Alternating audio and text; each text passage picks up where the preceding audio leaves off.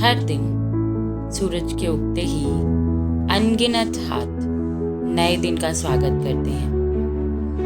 ये हाथ मेहनत के कठोरता से झुर्रीदार हैं, लेकिन उम्मीद से भरे हुए हैं। ये हैं दिहाड़ी मजदूर, हमारी अर्थव्यवस्था के अनकहे नायक, जिनकी कहानियां अक्सर अनदेखी रह जाती हैं। उनके संघर्ष, उनके सपने और उनकी रोजमर्रा की जिंदगी का हर पल एक नई चुनौती लेकर आता है। ये काशीराम जी, उम्र 55 साल, पेशे से एक पेंटर। ये उसी लेबर चौक पर बैठे हुए दिखाई देते हैं जिसकी झलकियां डॉक्यूमेंट्री में भी दिखाई दे रही हैं। उसी इंतज़ार में कि काम मिलेगा, नहीं मिलेगा, कैसे मिलेगा। कभी कभी तो पूरा दिन इसी इंतज़ार में निकल जाता है। कभी कभी काम मिलता भी है तो अगला इंतज़ार उसके पैसों का होता है। कई बार पैसे मिलते हैं, कई बार नहीं मिलते हैं। ऐसे में जीवन की कठिनाइयाँ कहाँ तक चलेंगी ये पता ही नहीं चलता। सर्दी हो या गर्मी, बारिश हो या सूखा, ये मजदूर दिन रात काम करते हैं। उनके लिए कोई छुट्टी नहीं होती, कोई निश्चित वेतन नहीं होता। सुबह सुबह शहर की सड़कों के कोनों पर खड़े होकर ये काम की तलाश में अपनी किस्मत आजमाते रहते हैं। किसी दिन काम मिलता है तो पेट भरता है, किसी दिन खाली हाथ घर लौटते हैं। हर दिहाड़ी मजदूर के दिल में एक सपना होता है, अपने बच्चों को एक बेहतर भविष्य देने का। वो खुद भले ही चप्पल घिसकर काम करें, लेकिन उनके बच्चे पढ़ लिख कर एक दिन उनकी हालत से बाहर निकले। ये सपने ही हैं जो उन्हें हर सुबह नई ऊर्जा दे देते हैं। क्या हमारा समाज और हमारा सिस्टम उनके सपनों को साकार करने के लिए कुछ कर रहा है? दिहाड़ी मजदूर के जीवन को बेहतर बनाने के लिए हम क्या कदम उठा सकते हैं? ये सवाल हर एक नागरिक के लिए सोचने का है।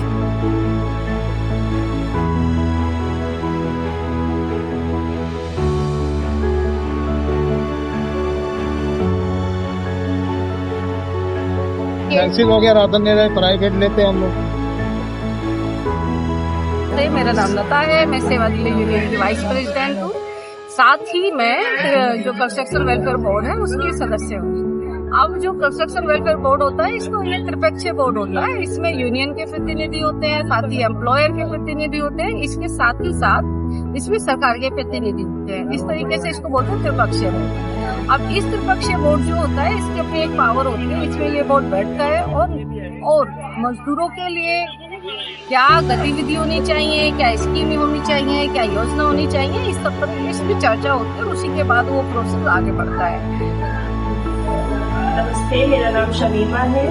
मैं सेवा दिल्ली ऑर्गेनाइजेशन के साथ काम करती हूँ पिछले 10 सालों से, और अभी मैं एज ए सुपरवाइजर भवन निर्माण की कामगार में उनके काम को देखती हूँ पूरी दिल्ली में। महिला होने के नाते, एक महिला संगठन होने के नाते मेरे को ज़्यादा जिम्मेदारी होती है कि मैं महिलाओं के मुद्दे वहाँ पर उठाऊँ और उसके बारे में। इसी को ध्यान में रखते हुए अगर जब मैं इस बोर्ड के अंदर आई तो बहुत सारी जो स्कीम्स थी, जो बहुत सारी योजनाएं थी महिलाओं के लिए, वो बहुत अच्छी नहीं थी, या बच्चों के लिए वो अच्छी नहीं थी। तो उन सारी योजनाओं में इस बोर्ड ने हम सब ने मिलके इस योजना को आगे बढ़ाया। जैसे स्कॉलरशिप की बात करें तो छात्रवृत्ति पहले बहुत कम थी, लेकिन अभी उस योजना के तहत छात्रवृत्ति बहुत अच्छी है। अगर हम मैटरनिटी की बात करें तो पहले केवल 10,000 रुपए इसमें जा रहा था, लेकिन अभी 30,000 रुपए इसमें मिलता है। इसी तरीके से अगर शादी के क्लेम की बात करें तो 51,000 रुपए बेटी की शादी के लिए है। तो इस तरीके से जो जितनी भी योजनाएं हैं उसमें पैसा वृद्धि करवाना, उसको अच्छे से चलवाना, यही बोर्ड का काम होता है। मुझे लगता है कि अगर जो काम संस्थाएं करती हैं तो वो काम बोर्ड की भी एक जिम्मेदारी होती है कि अगर कोई भवन निर्माण के कामगार है, उसको उसकी जानकारी नहीं है, उसको कैसे हेल्प दे पाए या मदद दे पाए, या हमारे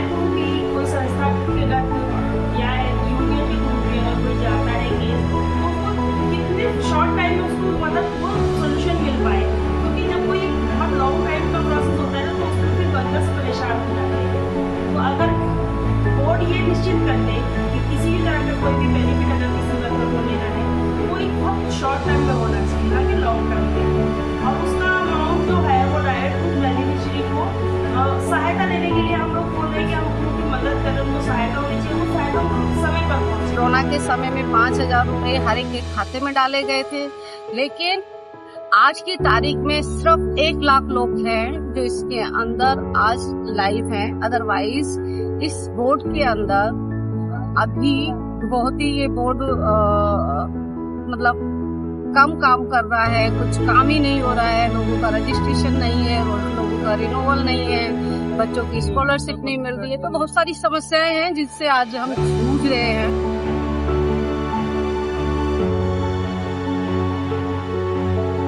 सिक्योरिटी जो कोड आ रहा है, सोशल सिक्योरिटी कोड में ये बोर्ड का भी जिक्र हो रहा है, तो रिवाइव यही करना है कि ये बोर्ड हमारे लिए बहुत यूजफुल है, इसको किसी का खत्म नहीं होने देना, उसको प्रोटेस्ट के जरिए सरकार को बताना है कि ये हमारे लिए बहुत जरूरी है, इसको खत्म ना किया जाए। दिहाड़ी मजदूर केवल मजदूर नहीं है, वे इस देश की रीढ़ है। उनकी मेहनत और संघर्ष को समझना और उनका सम्मान करना हमारा कर्तव्य है। अगर हम सभी थोड़ा सा हाथ बढ़ाएं तो उनकी जिंदगी में बड़ा बदलाव ला सकते हैं। आइए इन अनदेखे नायकों की कहानियाँ दुनिया तक पहुँचाएं और उनके अधिकारों के लिए आवाज़ उठाएं।